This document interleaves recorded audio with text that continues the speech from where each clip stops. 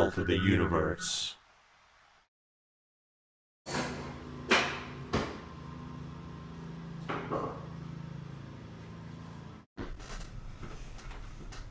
Thank you for inviting me over. You're welcome. Thank you for coming. I'm very excited to be here today. I'm actually very excited as well. We have a lot to discuss. I'm here with Macro Walker, and today we're going to be talking about energy consumption and chakra portals that your body emits and how to channel that energy to use it in your everyday life. From what we know, chakras have not been adapted by Western modern science and is mostly Eastern knowledge passed down from Hinduism and Buddhism for many generations. Science today still does not accept chakras to be part of modern medicine. And actually, many doctors in America disagree about this knowledge. Macro, I would like to ask you, what is your experience with chakra levels?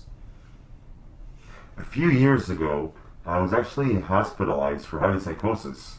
The doctor I was assigned to was very impressed with my knowledge on the topics of chakra portals. I was actually experimenting with controlling chakra levels to do different things. Like what? Well, firstly, I went to Harvard University and I was taking a course called Globalization. I had a test that day and I actually didn't study for the test at all. And when I went in to write it, I was feeling a bit overwhelmed because I have been hallucinating the night before, hearing voices and other things like that, which I believe may have been from another dimension or so. The voices were talking to me, and I thought people could hear my thoughts. I had an idea, or more like a vision, that my friends were getting in a fight with some other people from residence from the floor below us. And funny enough, the next day this was in fact true, and somehow I had harnessed those thoughts and connected it to reality, which is very strange. Yes, I understand, Macro, but we're getting a bit sidetracked over here. Let's stay on the topic of chakra portals. Yeah, sorry. So I went to write this test, and I was very scared because I haven't studied for it, nor did I remember anything about the course. I sat down to write it, and I could feel energy from the top of my head all the way to my bottom of my spine, which is where the last chakra portal is. So I started to read the question one by one, and I couldn't see anything, so I tried using my chakras to answer the questions, and I would think to myself, A, B, C, or D, and I would use breathing techniques to see if I connected to my portals that would tell me the right answer. It was almost like a lie detector, almost. I think sometimes we have strong intuition as humans, and we can know the truth just by feeling it. They call this a gut feeling. Yes, that's very interesting actually, but how did you know which answer was the right one?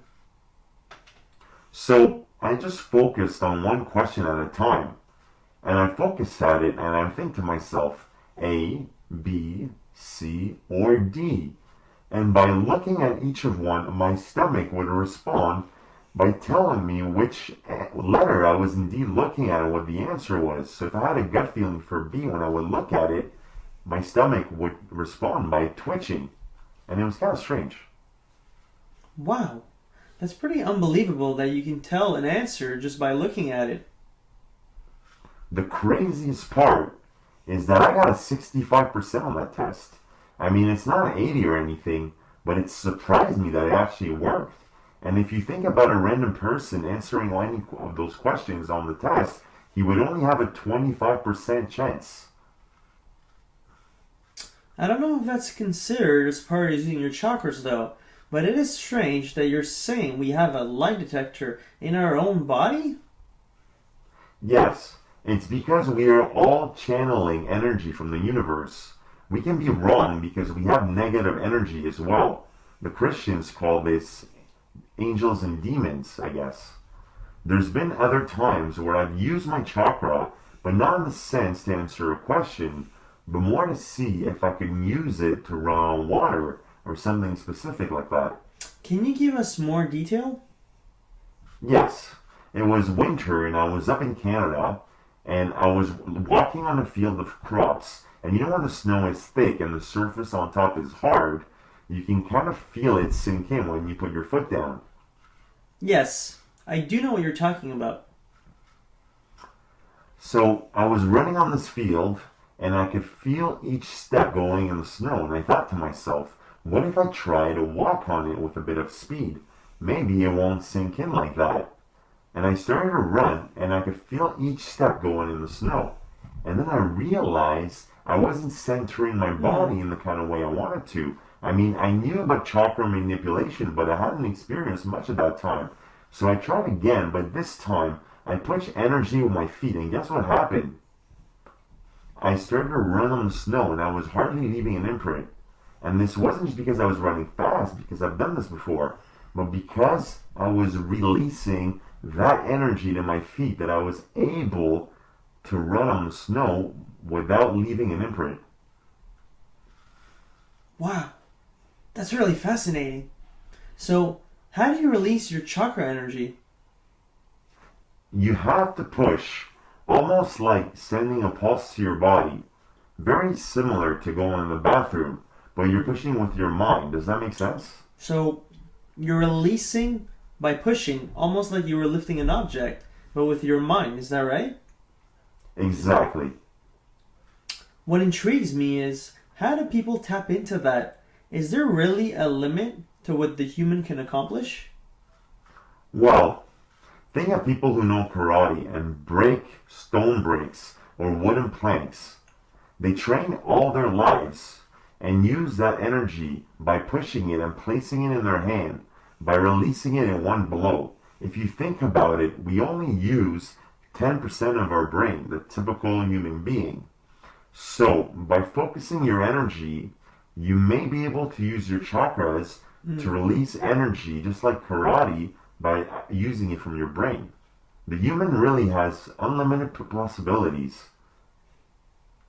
Yes, that makes a lot of sense. Or what about people who do parkour, also called free running? These people jump off buildings from great heights and even land on the floor without getting hurt. They do flips and things unimaginable that you never think a human could do. I believe that with training, we can accomplish anything. Yes. In fact, if you look at meditation, energy gets stronger every time you meditate. So your chakras are getting in tune each time and getting stronger and stronger. When they're in tune, they create balance and you create in a peaceful state of mind of consciousness without any thoughts bothering you, almost like space, like you are no longer in your body. Yes, that's true. I have experienced something similar to that. So in the video we just watched, you can see DJ Dynamite Jack. I'll put the link in the description below. This man has intense chakra energy levels, and he's able to heal people with energy he calls chi, which I believe is the same as chakra, right, Macro? Yes. So chakra is just another word for chi. They are very similar. So chi is the energy that flows in your body, and chakra are the spiraling pools of chi that go up and down the spine. In some way, chi is the different chakra levels that flow in your body. So yes, DJ is able to heal people because he emits so many energy through his body that he's able to channel that energy. And the reason he can do this is because he's practiced so much meditation and he was able to achieve this skill, which I think anybody can do if they put the time and effort into it. Yes, but what about using energy to burn paper? That seems like a bit much, no? Technically, it is doable. It depends how strong your chi energy levels are. If you emit so much energy that you can put heat, you can definitely make things burn. With meditation, it's even possible to move objects like telekinesis, which things we would only see in Hollywood movies. I've actually experienced something very similar to that when I was in the hospital. Can you elaborate on that? I'm sure everyone watching would love to hear more. Yeah, so when I was in the hospital, I was playing with pencils, the ones used for drawing with different colors. I would put them standing up and I would see if I could knock them down without touching them. I would move my hand and try to push it using my chi energy, using by being in a peaceful state of mind. Interesting. And did it work? It did take me a while to figure out, but yes, I was able to knock some of the pencils off, and that was just the beginning of it. What do you mean? I was with a friend, someone I had met at the hospital, and this person was a soldier that fought in Afghanistan and had seen terrible things. And some of his friends have actually died in his arms, which was very sad. And he suffered from PTSD because of his experience at war. I was in his room, and we put a chapstick, and we put it on a few books standing on a table, and we placed a quarter on the top of the chapstick, almost looking like a tower shape with the chapstick and the coin. You think the coin would be easy to push, and we tried many times but failed. Before trying this, we would have coin battles. I would put one coin on my side of the table, and he would put his coin on another side, and it would be standing on the table while we were both on the other side. So, the first one to knock the coin off the table would win. So we would take turns, obviously, pushing with our hands, not touching the coin, trying to flip it. This, you think, may seem easy, but it's actually very hard because you can ground the coin by tapping it on the table and looking at it from different angles, using reality to ground it. So what happens when you do that, it makes it more stable and more in tune with reality, and it makes it harder to knock off. Anyway, that's just one of the things we tried last time. But we were not able to knock off the chapstick and the quarter. So we waited 5 minutes, and I asked him to channel his energy by focusing his mind on the terrible things he'd seen in his past. So we stayed up for about 5 minutes, channeling energy, and then he placed his hand on my back while I was going to attempt to knock off the quarter. I had also harnessed my own energy, and well, guess what happened when I moved my hand to knock off the quarter? You were able to knock it off, and the quarter fell off. Not only did I knock off the quarter, but the chapstick also went flying, and I had not touched it one bit. Wow, that's so interesting. So, have you practiced using this chi energy to do things in your life? No, I think it would take years of practice and study to be able to achieve anything you're looking for.